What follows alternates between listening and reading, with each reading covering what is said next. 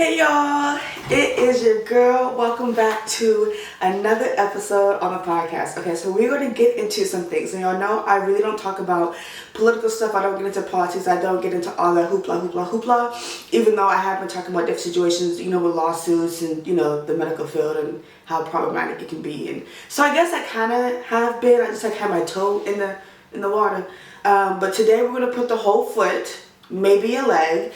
So the Department of Education has removed graduate nursing from its list of professional degree programs on the, I think it's called the One Big Beautiful Bill, okay?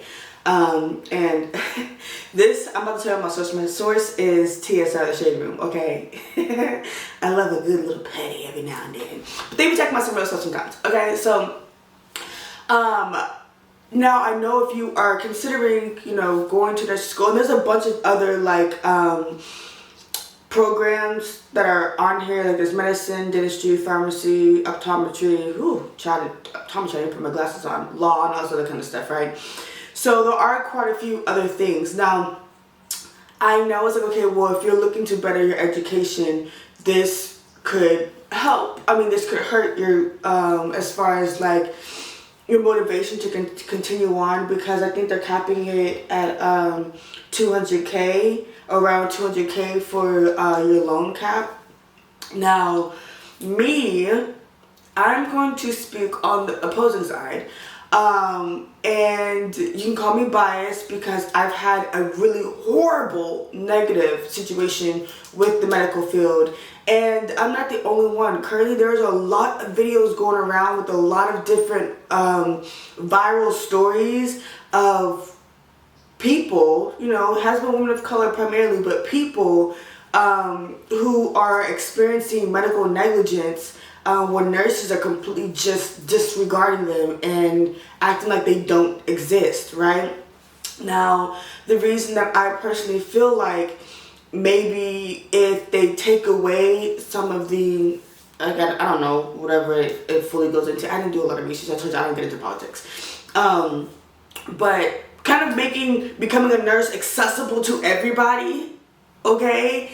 It'll take away the fact that so many nurses only go into the nursing field for monetary value and not because they actually care to help cure people or to help people when they are in an extreme vulnerable place. I literally had nurses telling me.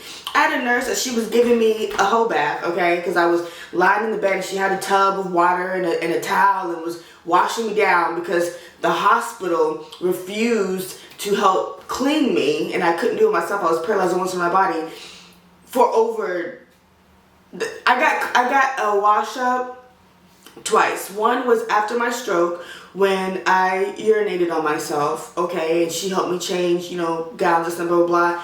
And then the second time was when I was discharged and then readmitted back in. So out of 11 days that I was at the hospital, in the ICU, on the main level, in the ER, the nurses helped clean me twice. And that is even after I had my cycle.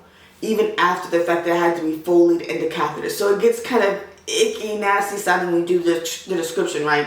But as she's giving me this whole bath, she's telling me how, she is pretty much only a nurse for the money.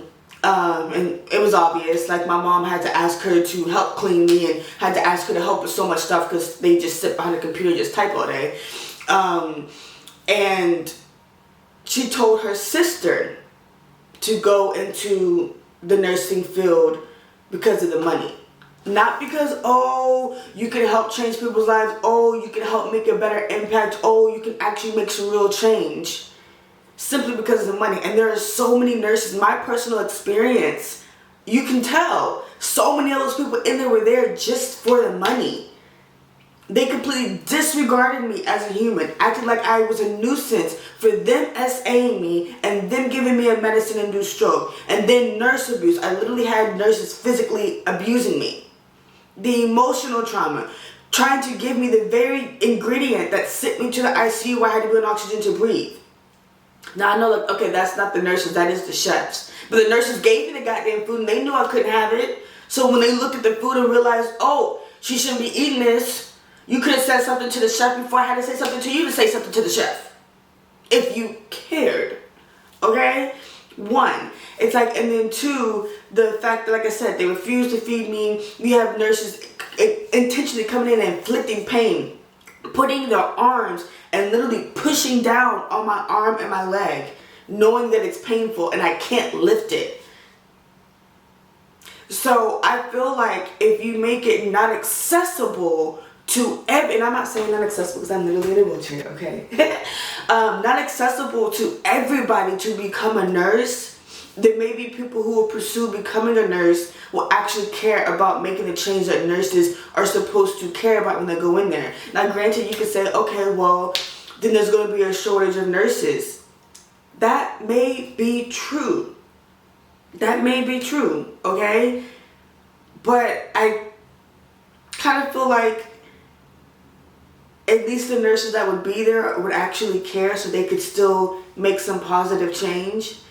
Because had the nurse that gave me my medicine-induced stroke actually cared, and instead of trying to have somebody convince me that it was an adrenaline rush because there was an investigation open in the hospital because of me being SA'd in the ICU, then I could have avoided a lot of the medical negligence and avoided the extreme trauma that pursued outside of the ICU. The ICU in itself was already traumatic for me. But then everything else I experienced on the main level and in the ER could have been completely avoided had she just been like, oh my gosh, I'm sorry, I didn't inject this medicine correctly. Instead of going into your IV, I injected it directly into your arm and you just had a stroke at my hands. I'm sorry. There was none of that. Instead, I sat in my pee for her overnight shift.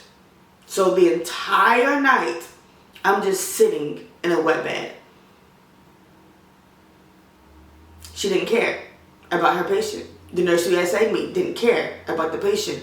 The nurses who tried to tell me that they were going to force me to discharge me before I said, hey, this sounds like a lawsuit, when they went and got the doctor, didn't care.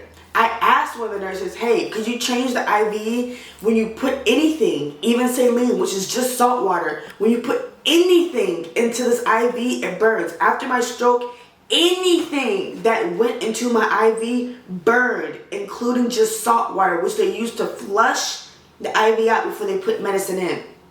Speaking of medicine, they didn't even tell me what they were giving me. The only reason I know about the uricoline and the Decadron is because those situations or what was going on that led to the stroke.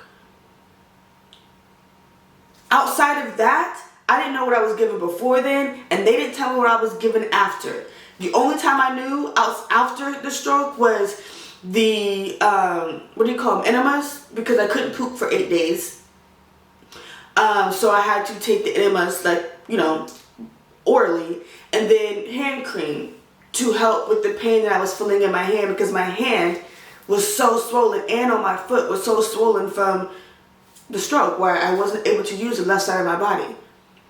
That is the only medicine that was given to me in a description. Everything else, including the fact that they continued to give me Decadron, I was not told about. And there's other situations. I follow other people online who have accessibility issues, or, as you guys call it, disabled. I call it that sometimes too.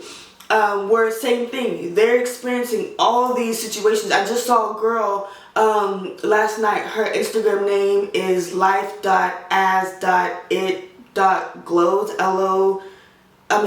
L-O-G-L-O-S, I believe.